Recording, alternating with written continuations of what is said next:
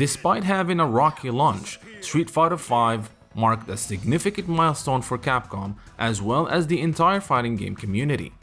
With Street Fighter VI releasing in few weeks, Capcom has made it clear that they have learned from their mistake, as the game is without a doubt the most content-filled release of the franchise. But that is not all, as Capcom is trying to take on the challenging task of reinventing fighting games and making them mainstream. In this video, we're going to discuss how Street Fighter VI is about to change the landscape for the entire fighting games genre.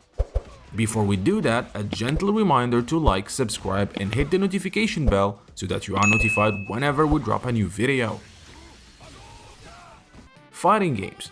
Since their inception with the first Street Fighter in 1987, and then reinvention in the early 90s with Street Fighter II from Capcom and Fatal Fury from SNK, have been generally providing the same core concept, but with better visuals, music, and relied on fans to know the basics of the genre and adapt to their mechanics and somewhat complexity.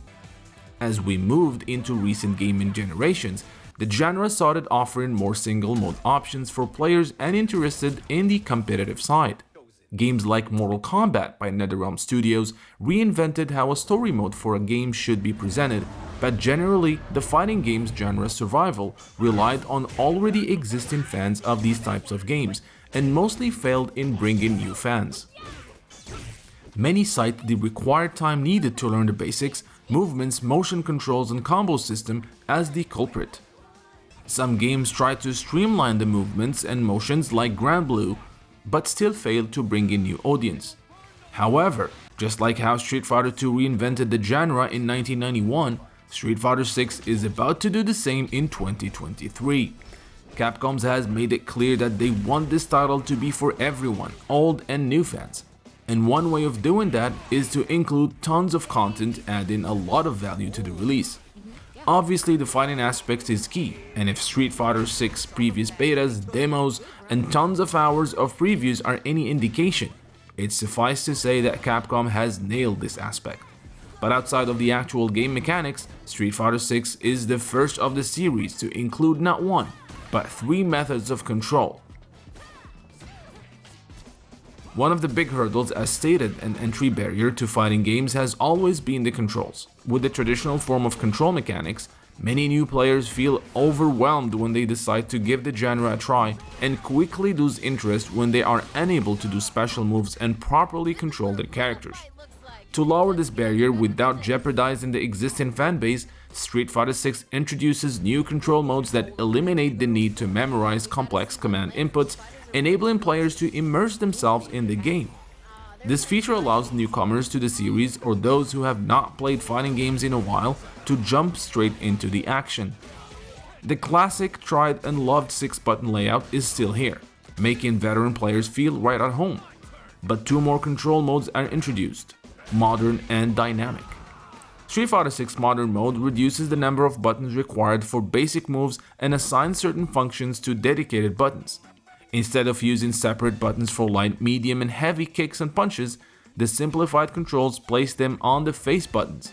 However, this means that players using modern controls have less control over which attack their fighter uses with each input. Each character's special attacks are assigned to the fourth face button, with variations depending on the direction the control stick is pushed. This simplifies executing flashy moves without requiring complex maneuvers and precise timings. The third control scheme is the Dynamic mode. The Dynamic control type, a mode exclusively for offline play, triggers exciting actions with the press of a single button.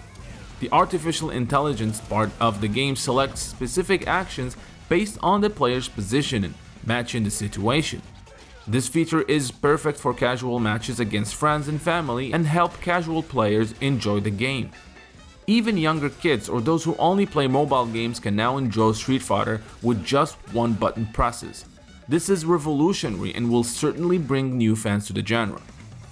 Players new to fighting games who will start enjoying the game through these new control types can then move towards classic mode once they feel more adjusted to the pace of the game and the mechanics of Street Fighter VI, or they could focus on the new modern control, as it is a viable option even for esports players. But this is not all. The Street Fighter 6 producers felt that just including different control types and better mechanics is not enough to bring new players to Street Fighter. For this reason, the game was built around 3 massive main modes: the World Tour, the Battle Hub, and the Fighting Ground, each built from the ground up to revolutionize the genre. Street Fighter 6 World Tour is an unprecedented addition to not just the Street Fighter franchise, but to fighting games as a whole. This new game mode allowed players to create a custom avatar and embark on a worldwide journey to become a martial arts master, experiencing the story of Street Fighter 6 in a unique way. Although it bears some resemblance to Mortal Kombat Deception's Conquest mode, World Tour's grandiosity is unmatched. The mode not only serves as a challenge to other AAA fighting games, but also offers various features that will benefit Street Fighter 6 in the long run. The mode comes with flashy cutscenes, unique locations, and special activities. As players progress, they can even discover collectibles hidden throughout the environment, making World Tour an engaging offline experience to complement the fighting side of Street Fighter 6. Fans of Street Fighter lore will be happy to know that this mode offers tons of story elements and Easter eggs from all chapters of this long-running series.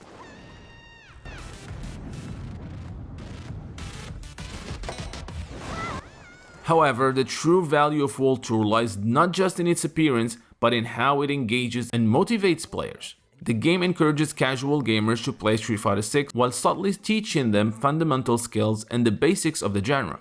For instance, players will learn the control mechanics while being taught other basics of fighting games, like footsies, cross-ups, and even practice their parry timing, motion inputs, and movement throughout the mode.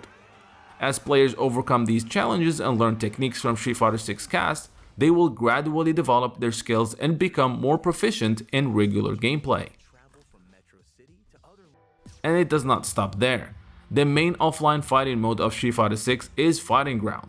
This mode is where you get your straight-to-the-point battle fix, and by itself feels like what Street Fighter 6 could have been if Capcom decided to just offer a normal, complete fighting game experience.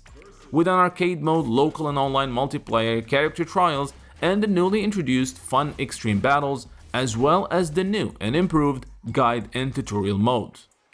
Previous fighting game guides usually focus on the game's gameplay system, with some games teaching you the basics of specific characters like Mortal Kombat 11, but Street Fighter 6 takes this to a whole new level. The system guide goes in depth about the core mechanics of fighting games in general and Street Fighter 6 in particular. If you choose to skip the World Tour mode, you can still learn all the basics such as controls, drive mechanics, frame advantage, footsies, and more. This is an unprecedented learning experience that will benefit both old and new fans to the genre.